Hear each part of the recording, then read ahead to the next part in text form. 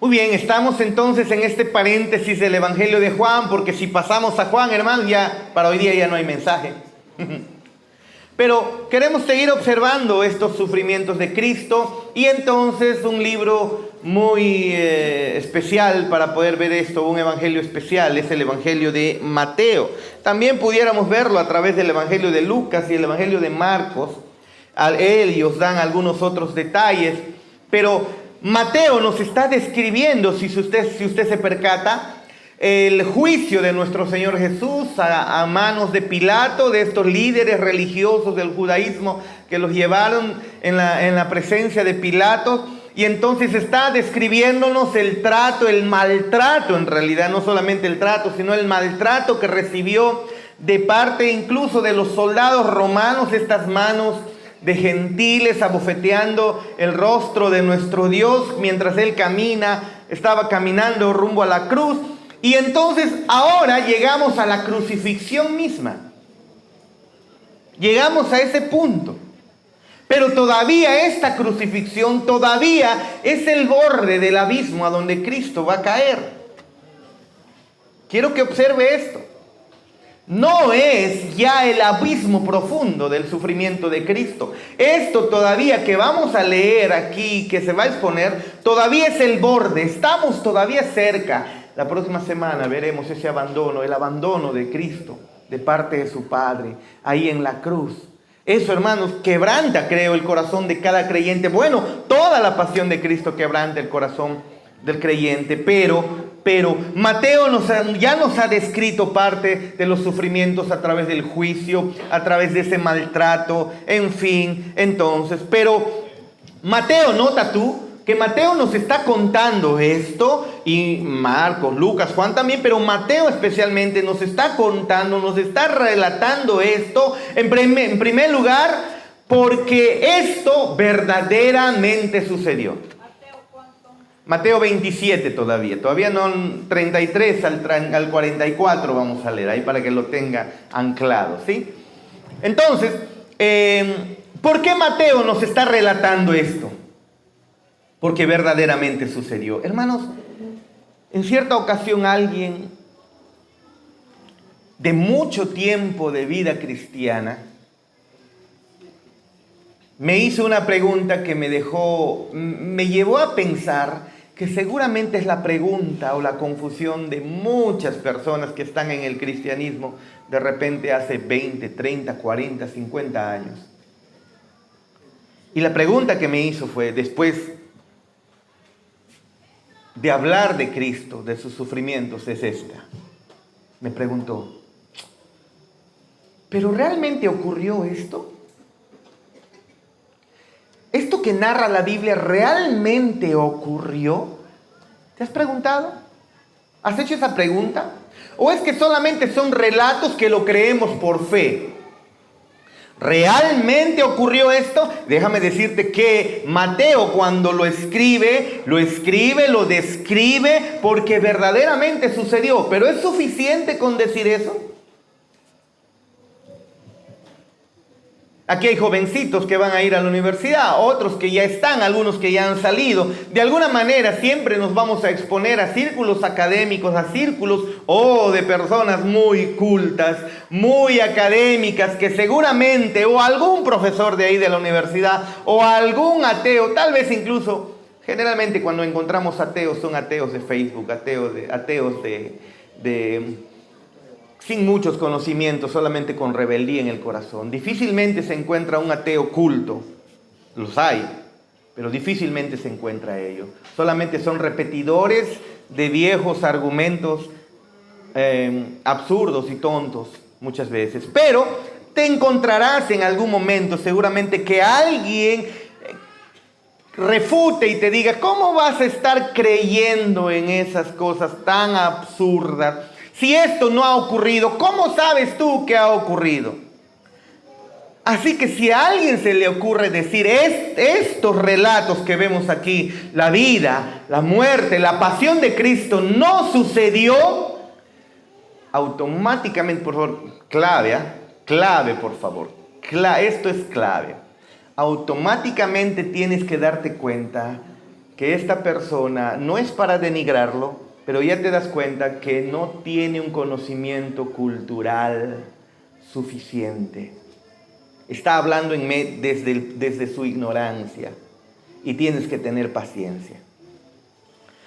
¿Por qué? Porque estos relatos son históricos. Y si realmente estos relatos históricos no son confiables, entonces también toda la historia antigua de la humanidad no es confiable. No es confiable.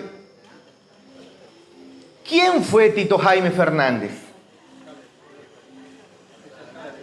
¿Quién fue? Si nosotros revisamos la historia de Tingo María, vamos a encontrar que por los años 80, si mal no recuerdo, hubo un alcalde llamado Tito Jaime Fernández, aunque ahora todavía hay un Tito Jaime, su hijo, pero el Tito Jaime Fernández fue alcalde, él todavía no es, no sabemos si lo será todavía, ¿no? Pero hubo antes la avenida Tito Jaime, que es ahora, se llamaba avenida Benavides. Hermano, ¿soy el único viejo acá o cómo es? ¿Cómo se llamaba la avenida Tito Jaime antes? Benavides. Y bueno, pues cuando el terrorismo mató a Tito Jaime, el alcalde de Tingo María, por creo que resistir al terrorismo, es que lo mataron y luego pusieron el nombre a la avenida Benavides, la pusieron avenida Tito Jaime. Me acuerdo de adolescente todavía, o de niño, que todavía muchos confundían, no sabían todavía Tito Jaime Benavides, Tito Jaime Benavides. Ahora todo el mundo, nadie se le ocurre decir Benavides, pero antes se llamaba así. ¿Y cómo sabemos que realmente eso sucedió? Porque, por ejemplo, qué sé yo, Yada, que nació en el 2022, menos 20, que nació el 2002, pues no conoció nada de eso. Yamila mucho menos. Henry tampoco. Gabriel, ¿qué año eres? 2000. No es 2005, chistoso. De baterista será. Y eso. Pero, ¿cómo podemos llegar o conocer que realmente hubo un alcalde a quien mataron y el terrorismo lo mató? ¿Cómo llegas a saber eso, Luz? A través de la historia, una historia que los registros, si usted va a encontrar, de repente hay audios de Radio La Selva, antigua, ¿no? Y algunos audios donde pudiera estar registrado ahí el asesinato del alcalde de Tingo María y fue noticia nacional. Usted va a encontrar luego recortes de periódicos de ese tiempo, La República, El Ojo, no sé si seguirá El Ojo todavía, y tantos otros en el pasado que habían periódicos, Extra también, creo que sigue todavía hasta ahora, no me acuerdo. Y usted va a encontrar registros donde verdaderamente están narrando, en todos los periódicos del Perú, narraron el asesinato de Tito Jaime Fernández. Usted luego puede ir a preguntar de repente a la hermana Eva, si es que ha vivido todo el tiempo acá en Tingo María, y seguramente te va a dar fe. Es cierto. Al hermano Manuel, que se recuerda, es cierto, mataron a un a un alcalde aquí en ejercicio de sus funciones llamado Tito Jaime Fernández. Vas a ir a la municipalidad y seguramente encontrarás el registro del cambio, no sé si es en asamblea, no sé cómo se llama esa reunión de alcaldes, y entonces salió un no comunicado, sino, ¿cómo se llama? Es un decreto, no lo sé, de eso en el estado, creo, ¿no? Pero asunto, en esa sesión seguramente solemne de la municipalidad, del consejo, al final acordaron cambiar de nombre y usted va a encontrar los registros. La historia se puede corroborar a través del método histórico legal. Existió un presidente llamado Fujimori, Belaúnde. Existió un argentino llamado, ¿cómo se llama? El que proclama la independencia del Perú. San Martín, don José de San Martín, el excelentísimo don José de San Martín, incluso que fue uno de aquellos artífices para la proclamación de la independencia de nuestro Perú. ¿Cómo sabes que eso es cierto? Registros históricos. El pasado no se puede verificar con ciencia. Que no te engañen, por favor. El pasado no se verifica con ciencia porque tendrías que ir a un laboratorio y reproducir lo que ha pasado, y eso es algo que no se puede hacer. Para verificar el pasado, la humanidad tiene una manera a la cual llega a verificar los datos del pasado, y es a través del método histórico legal. ¿Cómo sabes que existió Napoleón? ¿Cómo sabes que existió Ramsés, egipcio? ¿Cómo sabes tú que existió Cleopatra, ¿no? Ahí en la zona norte de Egipto, de la dinastía, que al final, bueno, de la dinastía de los Ptolomeos, si mal no recuerdo, de los griegos. ¿Cómo sabes tú eso, acerca de eso? Historia.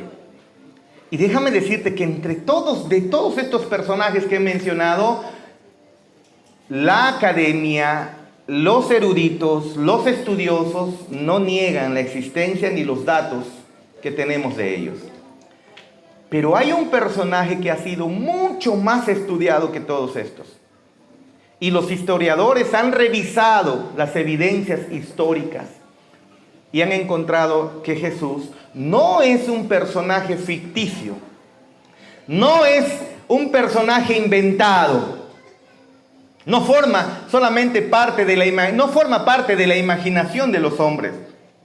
Verdaderamente, incluso judíos, no judíos, romanos que nada tenían que ver con el cristianismo y con el judaísmo, más bien odiaban, dentro de sus historiadores encontramos muchos que dicen que efectivamente hubo un Jesús de Nazaret y que fue crucificado, tal como la misma Biblia lo muestra. Así que si tú no crees que este Jesús, las cosas que le ocurrieron son partes de la historia, entonces tampoco debes confiar en la historia, en nada. Cierra tu libro de historia universal, de historia del Perú, de la historia de Latinoamérica, de América, ciérralo. ¿Sabes qué? Cristóbal Colón tampoco existió, hermanos, todavía América. Nada de esa historia debería usted corroborar. Pero no hay nada mejor atestiguado como un evento histórico que la misma vida de Jesús. Así que si a alguien se le ocurre decir que Jesús no existió, está hablando dentro de su ignorancia. Siempre digo, en la internet tú tienes acceso ahora a la información. Está a un clic y verifica, revisa, investiga si realmente los académicos dicen que Jesús no existió, y te vas a llevar una tremenda sorpresa. Averigua, investiga y pregunta si realmente el texto bíblico ha inventado estos relatos, o si solamente lo dice la Biblia o lo dicen también los historiadores de ese tiempo y de los siglos posteriores. Y vas a encontrar evidencia abrumadora de que este Jesús verdaderamente existió. No hay nada, una vez más, no hay nada mejor atestiguado que rodea la vida de Jesucristo en toda la historia antigua.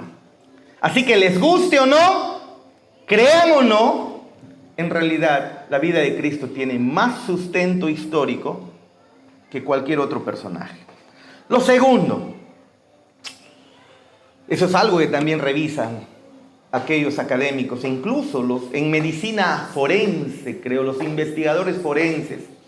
Así que usted ha visto seguramente cómo llegan a encontrar a un culpable, y entonces hacen un estudio haciendo uso de todo el arsenal que tienen ellos, los de investigación forense, y entonces también lo hicieron con los relatos de la crucifixión de Cristo, la existencia de Cristo, y entonces encuentran algunas cosas muy interesantes, como por ejemplo, ¿a qué mente se le puede ocurrir fundar una religión basado en alguien que ha sido crucificado como un criminal desnudo?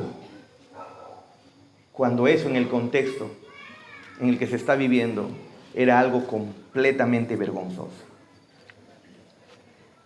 Él murió, nuestro Señor Jesús murió como un criminal condenado en un madero. No, si tú vas a ver historias de héroes, historias de fundadores de religiones, constantemente vas a encontrar, que que estaban en la cima, superior a los demás por sus grandes hazañas y proezas. Pero cuando tú encuentras a Cristo, tú encuentras a Cristo crucificado como un maldito, como un criminal, avergonzado, desnudo. Sí, completamente desnudo. Por más que puedas negarlo, vas a darte cuenta a través del método histórico legal que por más aborrecible que te pueda parecer, no puedes negar que realmente Cristo existió. Además, en el mundo antiguo era aborrecible, como les dije, esta idea de crucifixión. A nadie se le ocurría pensar que alguien bueno, alguien maravilloso, pudiera ser crucificado de esa manera. Decir que alguien había sido crucificado, inmediatamente decían las personas, oh, pobre diablo, qué miserable, wow, este ha sido olvidado por Dios, este ha sido un abandonado por Dios, este merece eso. Eso es lo que decían. ¿Quién habría inventado una religión en base a alguien muerto de esa manera? Nadie. Y en el método histórico legal, justamente esto es una prueba más que apunta, no es la única, es una prueba más que apunta a la fidelidad, a la fiabilidad de estos relatos que encontramos en la Biblia. Es una prueba incluso de su inspiración, que hablen con tanta, pero con tanta precisión y fidelidad de cosas que habrían sido universalmente desagradables para cualquier habitante de esos tiempos. Basta que lo oyeran, basta que lo escucharan y lo imaginaran, ellos lo aborrecerían. Decir que alguien fue crucificado en una cruz de esa manera rápidamente despertaba el desprecio de la gente. Se lo merecía. Era alguien que ha llegado a la miseria extrema. Delincuentes, de las peores personas, llevaban esa pena. Y fundar una religión de esa manera, tomando en cuenta esto.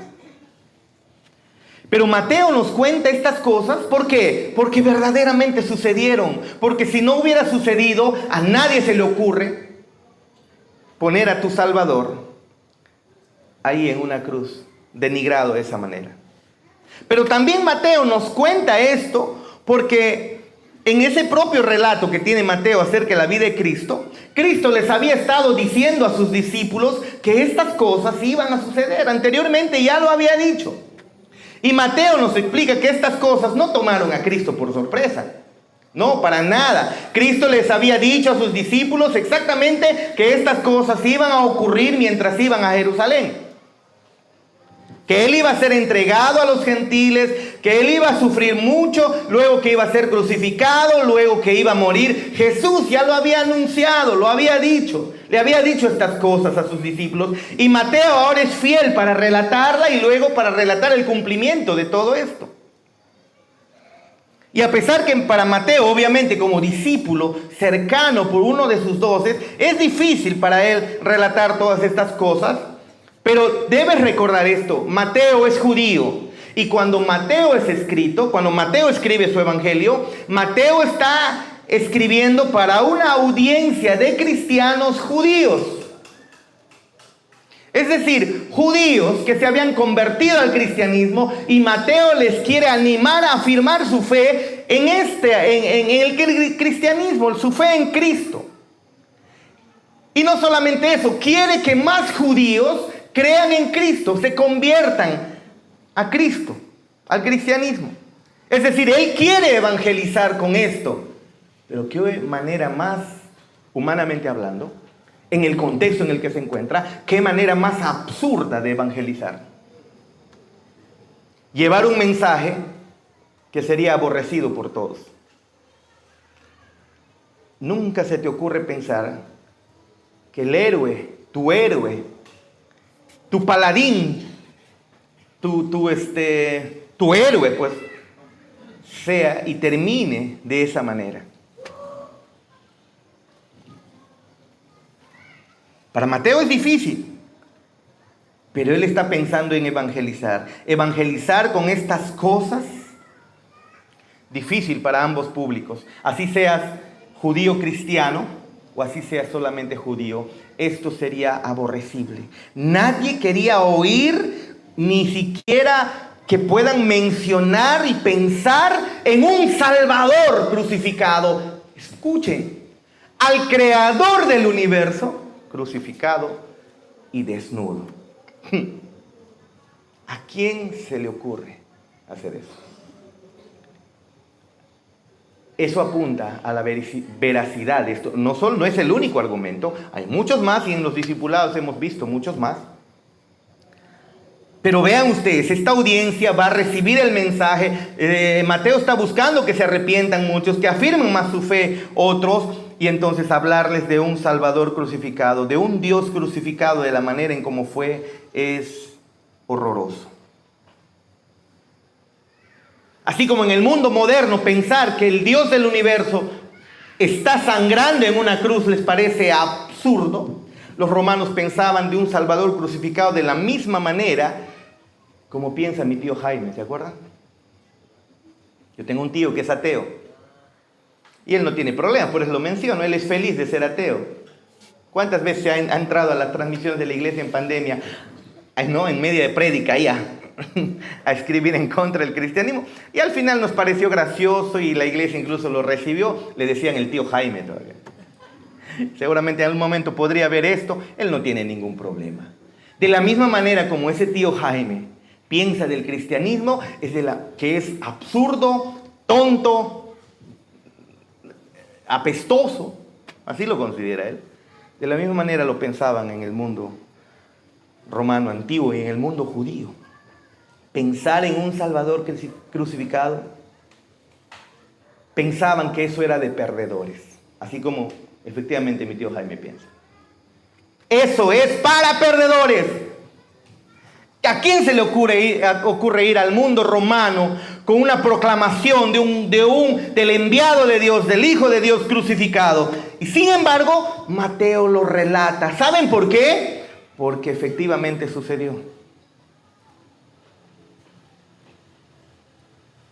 Estaba yendo al mundo judío relatando que el Mesías murió en un madero, una muerte cruel que fue acreditada incluso en el Antiguo Testamento, en Deuteronomio 21-22. Mira lo que dice: si alguno hubiere cometido algún crimen digno de muerte, Antiguo Testamento, en el Pentateuco, si alguno hubiera cometido algún crimen digno de muerte y lo hiciereis morir y lo colgareis en un madero, no dejaréis que su cuerpo pase la noche sobre el madero.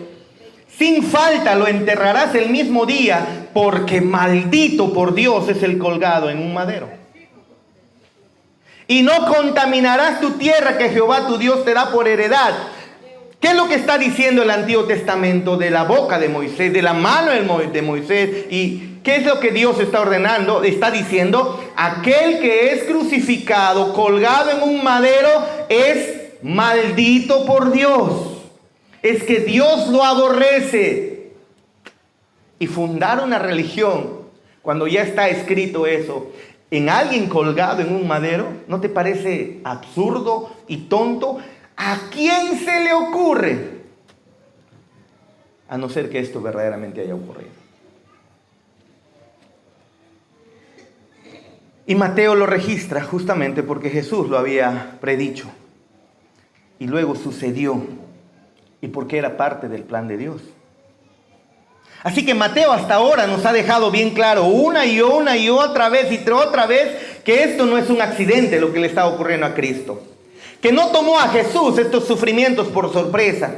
Que no se trata de un error garrafal en medio del plan divino o en el plan de un loco, de un orate como este Jesús. No. Mateo nos deja bien claro, es parte del plan de Dios. No la idea de un payaso, de un loco, de un ridículo, que al final no tuvo éxito. Porque así pensaron muchos.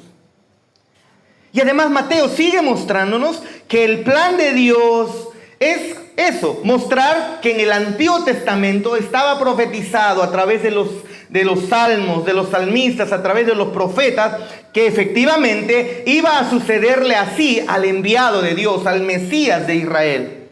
Y por eso es que Mateo pues justamente lo relata, hermanos. y lo muestra.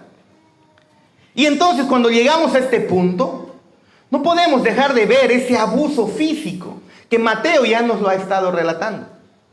Él ha sido fiel al relatar. Relata el abuso de los soldados antes de la crucifixión de Cristo. Relata la injusticia que están haciendo en contra de él de manos de los líderes religiosos. Relata incluso esa actitud dubitativa que tiene Pilatos ahí en que lo crucifico o no lo crucifico, y termina lavándose las manos. Entonces ve, mira tú, Mateo está poniendo énfasis aquí en los sufrimientos de Cristo. Y lo natural de pensar es que ahora Mateo nos va a relatar la crucifixión. ¿Qué es lo que tú esperarías? Que Mateo use siquiera un capítulo entero en la crucifixión. ¿Sí o no? Curiosamente, Mateo no lo va a hacer. Todavía no entramos. Mateo 27, lo vamos a leer para que ya, para estar todos ahí entrando en el tema. Miren, Mateo 27, 33, por favor. Para mí las introducciones son importantes, hermano. Yo quiero que me tengan paciencia. Recién vamos a comenzar a predicar. Mateo 27, 33. Continuando con el pasaje de la semana pasada, que lo dejamos en 32. Y cuando llegaron a un lugar llamado Gólgota, que significa lugar de la calavera, le dieron a beber vinagre mezclado con hiel. Pero después de haberlo probado, no quiso beberlo. Cuando le hubieron crucificado, repartieron entre sí sus vestidos, echando suertes para que se cumpliese lo dicho por el profeta. Partieron entre sí mis vestidos y sobre mi ropa echaron suertes, decía ya en el Antiguo Testamento, y sentados le guardaban allí. Y pusieron sobre su cabeza su causa escrita: este es Jesús, el Rey de los judíos. Entonces crucificaron con él a 2 ladrones, uno a la derecha, otro a la izquierda, y los que pasaban le injuriaban meneando la cabeza y diciendo: tú que derribas el templo y en 3 días lo reedificas, sálvate a ti mismo. Si eres el Hijo de Dios, desciende de la cruz. De esta manera también los principales sacerdotes, escarneciéndole con los escribas y los fariseos y los ancianos, decían: a otros salvó, a sí mismo no se puede salvar. Si es el Rey de Israel, descienda ahora de la cruz y creeremos en él. Confió en Dios, líbrele ahora si le quiere, porque ha dicho: soy hijo de Dios. Lo mismo le injuriaban también los ladrones que estaban crucificados con él.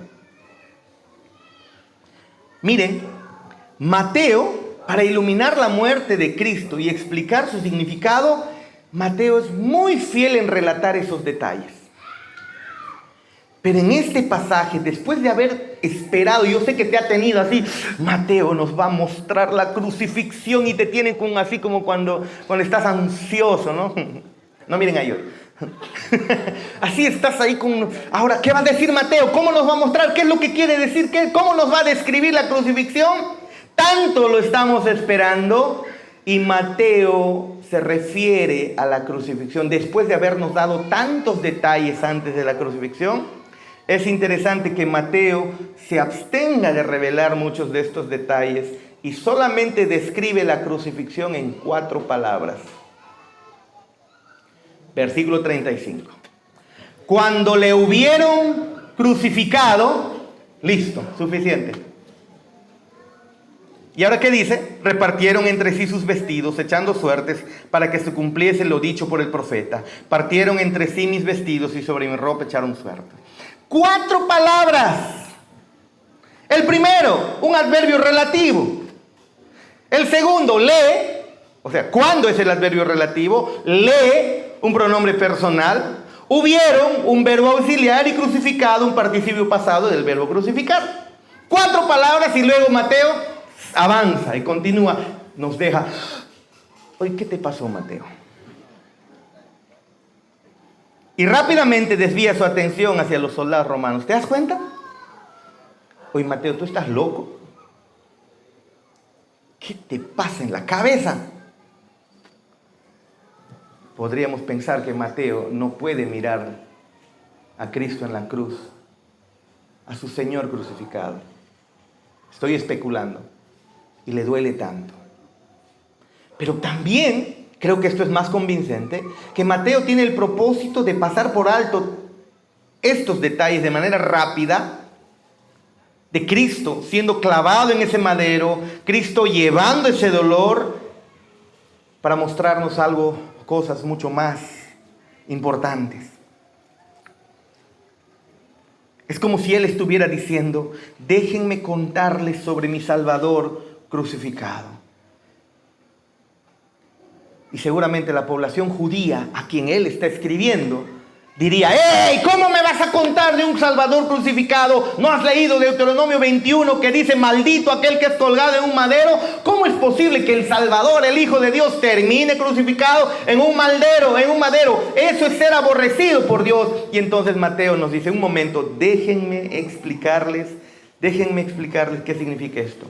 Y entonces, en su explicación, Él muestra unas 7 escenas. Versículo 33.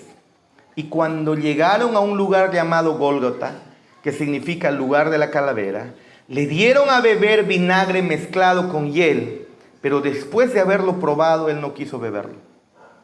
¿Qué es lo que está pasando? Los soldados romanos se acercan a Jesús, los soldados romanos le ofrecen vino con hiel, y como dice Marcos, dice, es vino mezclado. Y humanamente parece que están queriendo humanitariamente tal vez intentar anestesiarlo, porque usted sabe que el licor de alguna manera un poquito te suprime el dolor. En el pasado pues no tenían los sedantes que tenemos ahora, no tenían pues la morfina y qué sé yo, y otros fármacos, otras drogas. Pero entonces, sí es sabido que, ¿qué pasa cuando comienza a beber vino o alcohol? ¿Acaso no se te adormece un poco el cuerpo? ¿Acaso el dolor como que se va un poco? Bueno, pues seguramente de manera humanitaria están buscando anestesiarlo. Y Jesús lo prueba y luego se niega a beberlo. Y entonces Jesús decide experimentar la cruz y experimentar el máximo dolor de la cruz, sin evitarse ese dolor. Le dan la oportunidad de probar algo, le dan la oportunidad de beber algo que alivie su dolor y él lo va a rechazar, eligiendo el dolor máximo. Interesante. ¿Qué nos está diciendo Mateo cuando comienza a relatar esto? Nos está mostrando que la muerte de Jesús es vicaria. Él sufre completamente el sufrimiento que te tocaba a ti. No lo va a pasar por alto. No se va a anestesiar. Él sufre en nuestro lugar. Lo que nosotros debimos haber sufrido. Lo que nosotros debimos haber experimentado. Y Jesús elige experimentar esa muerte con su plena conciencia. No ebrio, no adormecido, sino en plena conciencia. Nada debía adormecer los sentidos de nuestro Salvador. Y Él decide que sea así. Prueba la muerte. Prueba hasta la muerte ese sufrimiento. Y Mateo nos dice que fue llevado a ese lugar de ejecución, que en el idioma de la época se traduce como el lugar de la calavera. ¿De dónde viene el nombre Calvario? Justamente aquí. Es la traducción latina para este lugar. El Calvario viene de la calavera, del lugar de la calavera. Eso es lo que cantamos constantemente, ¿no? Y entonces allí Cristo crucificado, Él había sido antes colocado en el suelo, luego fijado en ese poste.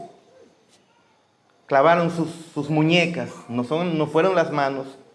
Si tú clavas las manos, el peso desgarra. Y no es cierto que sean las manos, fueron las muñecas. Porque esa era la manera. Incluso se han encontrado restos arqueológicos del hueso calcáneo atravesado con clavos del pie, atravesado con clavos, porque esa era la manera en la que se crucificaba en el pasado, con clavos atravesando en el pie y luego aquí, ¿no?, en las muñecas. Pero antes de ser clavado en la cruz, los soldados llegan y le ofrecen esto, para tal vez como una especie de analgésico para adormecer el dolor, pero Cristo lo rechaza. Y Mateo nos lo muestra de una manera que nos lleva a recordar el Salmo 69, 21. ¿Por qué? Los judíos conocen muy bien el Tanaj. Los judíos conocen muy bien el Antiguo Testamento que nosotros conocemos. Ellos lo conocen muy bien. Y cuando él menciona esto, el judío conocedor de su Biblia, ellos recordarían el Salmo 69, 21, este salmo mesiánico, cuando dice, hablando de Cristo, muchísimo tiempo antes de que ocurra la crucifixión, dice, me pusieron además hiel por comida y en mi sed me dieron a beber vinagre. Interesante. Interesante. También tenga en su mente usted el Salmos 22, porque ahí nos va a llevar nuevamente Mateo más en unos minutos. Pero Mateo nos señala aquí un par de cosas, porque desde el principio él dice, miren ustedes, cuando vean a Jesús en la cruz, deben entender estas cosas. Es parte del plan eterno de Dios. Y para comprobarlo es necesario que ustedes vayan a los salmos, vayan a las escrituras, vayan a los profetas. Dios lo había anunciado. Estos eventos específicos de Cristo, Dios lo había anunciado en el Antiguo Testamento. No solamente están ocurriendo circunstancialmente, está en las escrituras, porque las escrituras hablan de este Cristo Salvador crucificado como un maldito. Él sabe que los judíos entienden, conocen el Salmo 66. Y si tú revisas incluso el versículo 1, te vas a dar cuenta que esto es un grito de angustia cuando dice el versículo 1, sálvame, oh Dios, porque este salmo es un salmo mezclado entre las palabras de Cristo proféticamente y también las angustias de aquí del salmista. Sálvame, oh Dios, porque las aguas han entrado hasta el alma. Estoy hundido en cieno profundo, donde no puedo hacer pie. He venido a abismo de aguas y la corriente me ha anegado. Cansado estoy de llamar, mi garganta se ha enronquecido. Han desfallecido mis ojos esperando a Dios. Es el grito de angustia ¿de quién? De Cristo. Se han aumentado más que los cabellos de mi cabeza, los que me aborrecen sin causa. Se han hecho poderosos mis enemigos, los que me destruyen sin tener por qué. Es el grito de angustia de Cristo. Y luego si vas al Salmos 21 vas a ver justamente cómo es que predice la muerte de nuestro Señor Jesús. Y Mateo quiere que sepan que esto es parte del plan de nuestro Dios. Jesús no fue sorprendido. Esto es el cumplimiento de la Biblia. Es el cumplimiento de las Escrituras. Así que Mateo lo menciona porque quiere que tú y yo sepamos, y los judíos de ese tiempo sepan, Jesús rechazó ese vino drogado, por así decirlo. No era droga, si quieres ser más técnico, pero este vino que pudiera sedarlo, adormecerlo o quitarle un poco la conciencia, Él lo rechazó de manera deliberada. Y como si Él estuviera diciendo, tomaré el dolor completamente. Tomaré el dolor, tu dolor completamente. El dolor de ese hombre, de esa mujer. Tomaré el castigo de ese hombre. Tomaré el castigo de esa mujer. Lo voy a enfrentar plenamente en con todo mi ser como hombre que soy, porque Él verdaderamente vino como hombre. En la plenitud de su conciencia, lo voy a experimentar en la plenitud de mi conciencia como hombre. No voy a aceptar nada que me evite esta experiencia dolorosa, porque lo estoy haciendo por ti, es como si nos estuviera diciendo. Recuerda, es un sufrimiento vicario, es en tu lugar.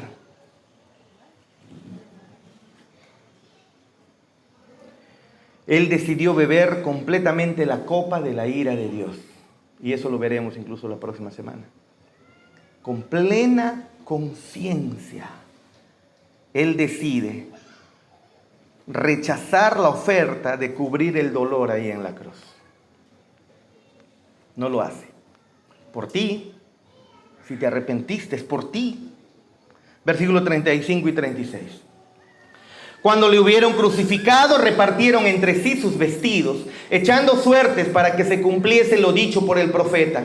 Partieron entre sí mis vestidos y sobre mi ropa echaron suertes y sentados le guardaban allí. Ahora, si te das cuenta, ahora los soldados romanos están repartiendo sus vestiduras. Y esperamos que Mateo pueda dedicar unos cuantos versículos para hablar acerca de ese insoportable dolor físico que Cristo lo está teniendo al ser clavado en una cruz con esos enormes clavos en sus pies y en sus muñecas. Pero no, Mateo solamente dice, y lo crucificaron. Nada más. Y inmediatamente muestra a los soldados. ¿Qué hace Mateo? Mateo sabe muy bien que la crucifixión forma parte de una ejecución muy vergonzosa y muy dolorosa que se conocía en la antigüedad.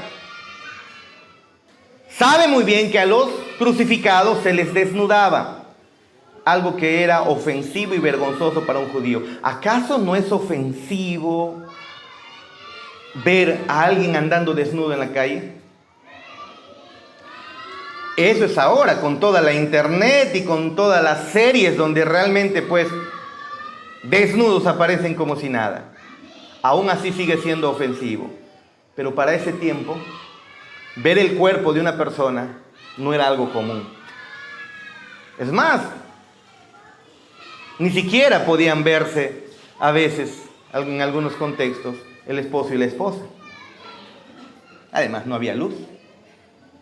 Y generalmente esto ocurría en la oscuridad. Pero ¿qué está haciendo Mateo aquí? Sabe muy bien que en una crucifixión se desnudaba a las personas. Sabe muy bien. Sabe que el condenado, sabe el aborrecido por Dios, sería crucificado como un criminal. Sabe muy bien que incluso crucificados ahí no iban a poder contener sus excrementos y se hacían sus necesidades colgados en la cruz. ¡Qué vergonzoso! ¿Alguna vez se te ha pasado ese accidente? ¿Alguna vez lo ha notado alguien? Has intentado que no lo noten. Ese accidente de que se te pasen las heces.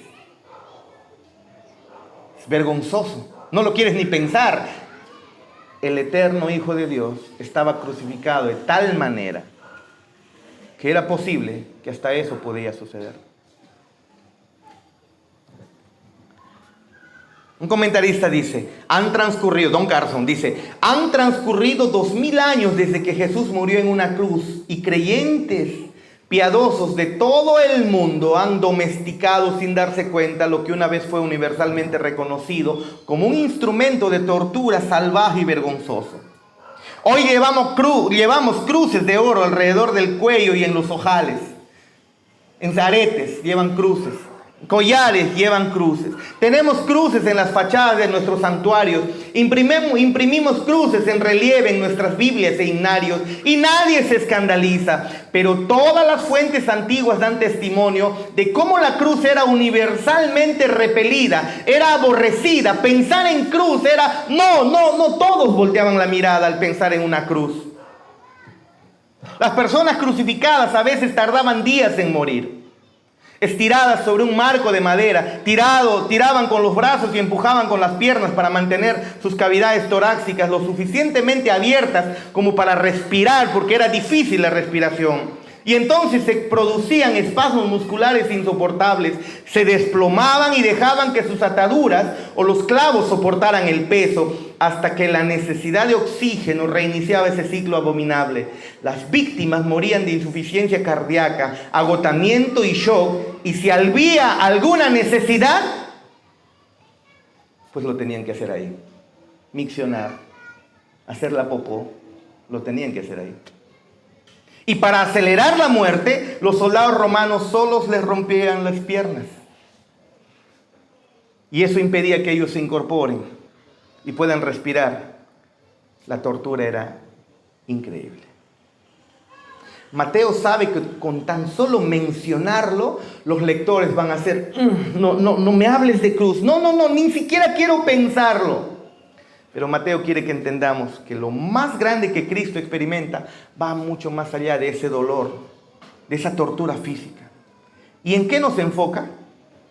En la burla de los soldados, en la burla de esos transeúntes, en la burla de esos líderes religiosos, en la burla de los ladrones que están ahí incluso al lado de Cristo, uno al lado del otro.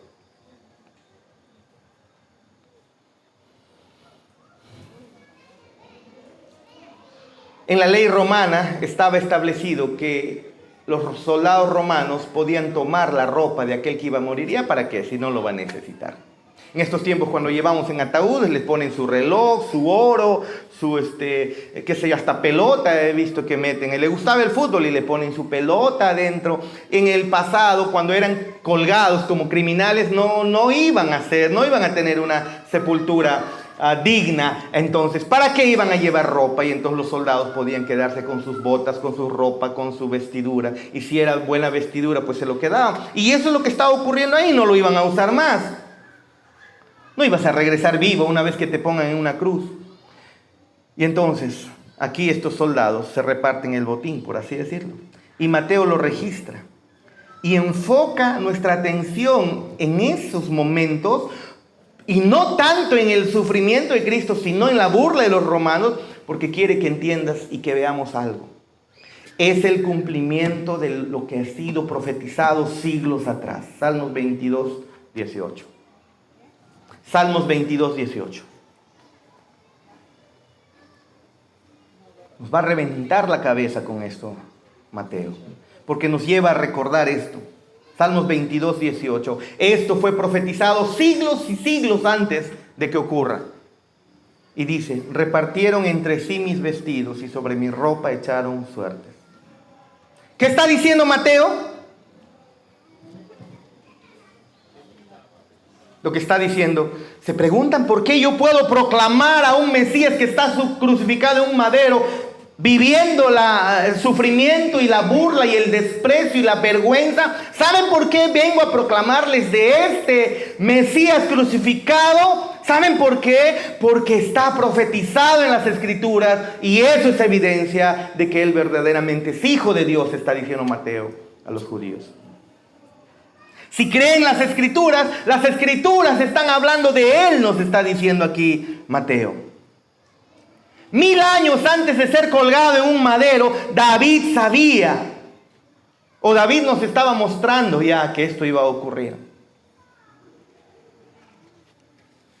Y nos recuerda que Cristo nos redimió de esa maldición de la ley, haciéndose maldición por nosotros, al ser colgados en un madero.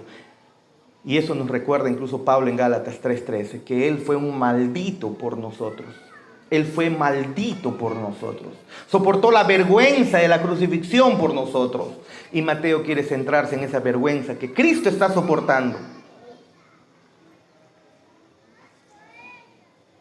Y lo soportó, como dice Hebreos 12:12, lo soportó por ese gozo puesto delante. Menospreció la vergüenza, y Mateo nos muestra, lo hizo por nosotros. Pero para ir cerrando, cuando un pastor dice para ir cerrando, falta como media hora, ¿no? Para ir cerrando, el versículo 37, y pusieron sobre su cabeza su causa escrita, este es el rey de los judíos. Ahora acusan a Jesús. Esto que ponen en su cabeza no es el reconocimiento de que realmente sea Jesús el rey de los judíos. Es la acusación por la cual lo están matando. Lo están acusando por ser el rey de los judíos, y eso de manera burlona lo ponen ahí encima. Así que cuando Pilato piensa o decide escribir esto, él quiere ofender a los judíos. A él no le gustan los judíos. A él no le gustan nada los judíos. Él quiere ser ofensivo. Quiere mostrar desprecio por los judíos. Él odiaba a esos judíos, y entonces dice, ¿de qué manera puedo ofenderlos? Porque han venido a molestarme aquí. Ya, muy bien, esto los va a ofender. Este es Jesús, el rey de los judíos, y se lo pusieron encima. ¿Se acuerdan? Y eso ofendió muchísimo a los judíos, verdaderamente. Y Mateo nos muestra que los burladores de Jesús lo están identificando sin querer, lo están identificando correctamente. Pero por esta acusación es que él está muriendo. Cuando esto es una acusación de parte de ellos, pero es una realidad en realidad. Está muriendo por una verdad. Incluso mientras se están burlando de él, lo están identificando verdaderamente como Él es. Él es el rey de los judíos. Y Él está pagando entonces la pena en la cruz por el crimen de ser quien Él es. Interesante. Te matamos por lo que tú eres. ¿Y quién eres? El Rey de los judíos, el Rey del universo, tu creador. Y por eso te matamos.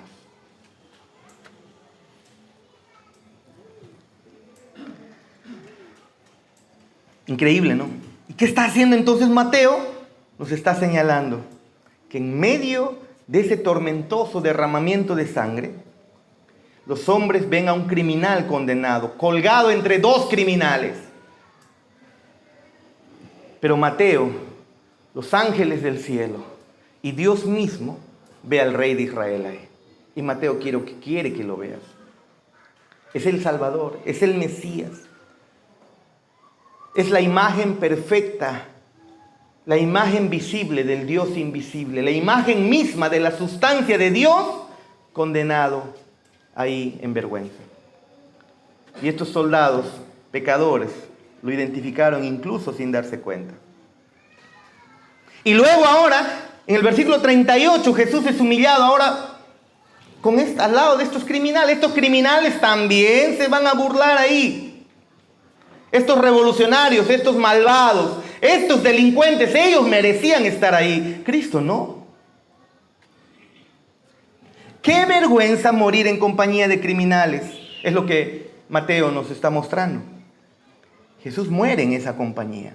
Pero ¿por qué nos muestra que está muriendo en compañía de criminales, en aquellos que verdaderamente merecían morir? Entonces el que pasaba por ahí decía, crucifixión. Maldito, maldito, maldito. Dos malditos, entonces el tercero también lo es. ¿Te das cuenta? Dios aborrece a uno, Dios aborrece al otro, Dios aborrece al otro, al tercero. Eso es lo que está diciendo. Y déjame decirte algo, que verdaderamente Dios aborreció a su Hijo en la cruz. Y eso veremos la próxima semana.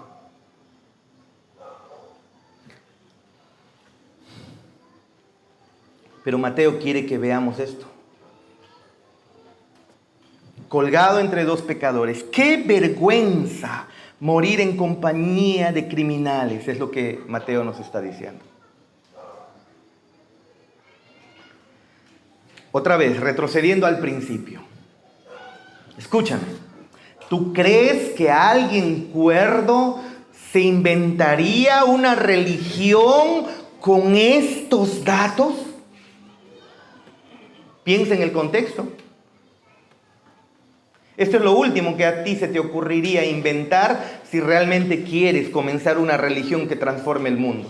No quieres tú basarlo en estas locuras. No lo quieres hacer. No lo harías. Inténtalo. No lo vas a hacer. Podrías inventarte otras cosas más hermosas, más gloriosas, pero la historia relatada es de un Salvador crucificado. Solamente contarías esto si realmente es verdadero.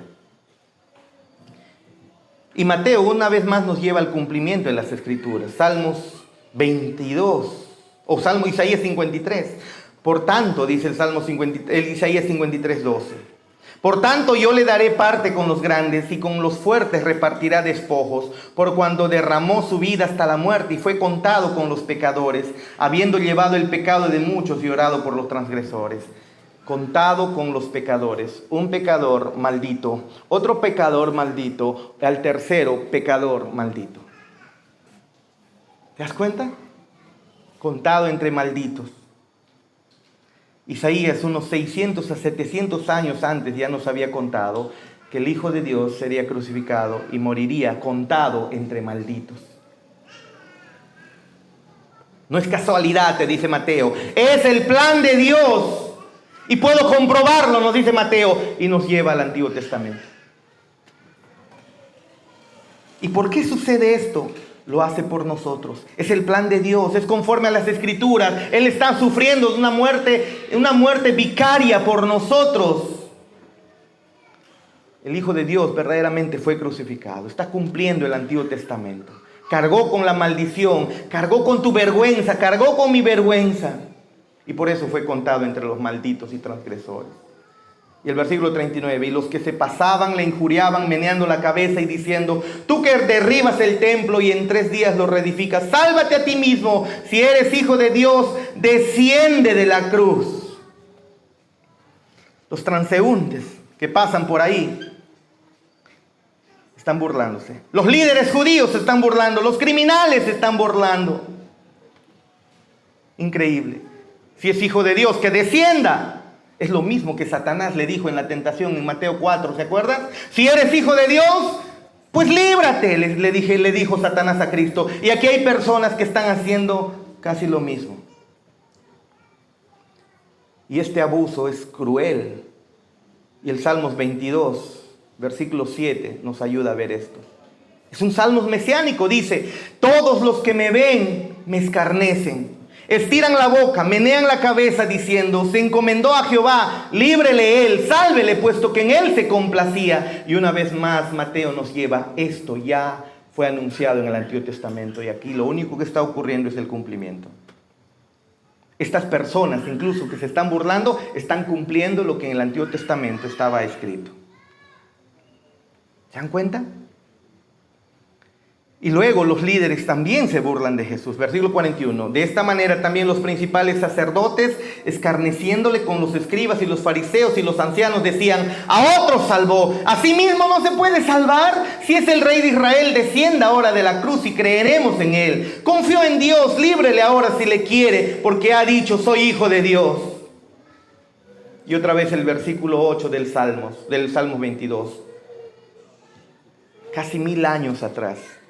Ya decía: se encomendó a Jehová, líbrele él, sálvele, puesto que en él se complacía. Mateo nos quiere llevar al Antiguo Testamento, mostrándonos el cumplimiento fiel de lo que ha ocurrido. ¿Se dan cuenta? Ahora, yo pienso que hasta este momento, este es el momento más doloroso para Cristo. La próxima semana veremos el dolor más grande. Pero para este momento es el momento más doloroso. ¿Por qué? ¿Qué están haciendo estas personas? Están diciendo que su padre, él ha dicho que Dios es su padre, pero ¿saben qué? Su padre no se deleita en él. Su padre lo aborrece. Su padre lo ha condenado como maldito. Eso es lo que está diciendo la gente. ¿Te das cuenta? Toda la eternidad la Trinidad vivió en comunidad, en comunión perfecta. Es más, Dios había dicho: este es mi Hijo amado en quien tengo complacencia. Y ahora escuchar de parte de la gente, todos decir: su padre lo ha maldito. Su padre no se deleita en él. Escuchar la voz de los líderes religiosos, escuchar la voz de los mismos líderes religiosos, los guías espirituales de su pueblo, quienes tenían la responsabilidad de enseñar la palabra de Dios y guiarlos hacia Él, guiarlos a la ley de Dios. Ellos con sus labios están diciendo: el Padre, el Dios del universo, detesta a este hombre. ¿Te imaginas? Aquel que incluso dijo: mi deleite es hacer la voluntad de Dios, para esto he venido, yo hago la voluntad de Dios. Aquel que dijo eso: amo a mi Padre. Ahora escuchar de la voz de aquellos pecadores: este hombre es un aborrecido por Dios. Dios no se deleita en él, el Padre no se deleita en él. Tú y yo no sabemos lo que eso significa, hermanos. ¿Has escuchado alguna vez que alguien te ha dicho: tu Padre no te ama? No importa si te lo dijo o no, si lo escuchaste o no. Esto es el verdadero sufrimiento. El Dios del universo, el Hijo de Dios, escuchando que su Padre no lo ama.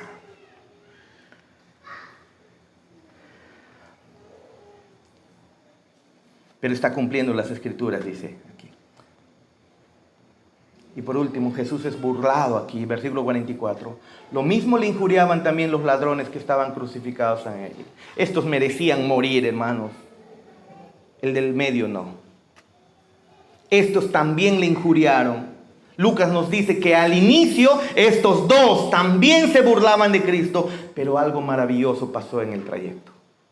En medio de la muerte y la agonía, Cristo ganó a uno de ellos para salvación. En medio de su muerte, Jesús le dice a uno de ellos que se arrepiente, hoy estarás conmigo en el paraíso. Así que mientras está muriendo, todavía sigue trayendo a un hombre a la comunión con él. La esperanza de aquel que está en sus últimos momentos. Hay esperanza para todo aquel que deposita su fe en Cristo.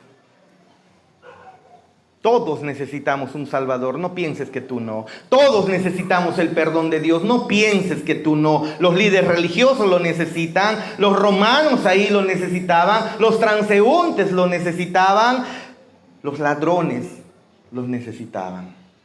Y tú también lo necesitas. Pero ¿sabes? El Señor da gracia para aquel que reconoce que la necesita. Para aquel que no, como el otro ladrón, se va a condenación eterna. Aquel que reconoce que necesita la gracia de este Cristo, muriendo vicariamente en su lugar, Él recibe misericordia. Ellos están ahora, aquellos que murieron, confían en Cristo, están con Él para siempre. Y ese llamado que Mateo nos hace, está mostrando, hay evidencias de que Él es el Hijo de Dios. ¿Qué vas a hacer con esas evidencias? ¿Los vas a rechazar? ¿Lo vas a negar? Pongámonos de pie y oremos. Recuerda, fue una muerte vicaria. Fue una muerte en tu lugar. Fue por ti. Pero fue por ti y se hace efectiva cuando tú reconoces que verdaderamente necesitas a este Salvador. Él nos llama a todos a arrepentirnos de nuestros pecados. El mayor problema del ser humano es que vive en enemistad de Dios, lejos de Dios, haciendo lo que le place. Y Dios nos llama a comunión con Él, al arrepentimiento de nuestros pecados y caminar una nueva vida con Él. La historia nos demuestra que este Jesús existió. Todo lo que está relatado nadie lo puede cuestionar. Pero el testimonio del Espíritu Santo en nuestros corazones también nos demuestra que este que fue crucificado es el Hijo de Dios. Y si Él es el Hijo de Dios y tú no crees en Él, déjame decirte, estás perdido. Pero hoy puede cambiar eso.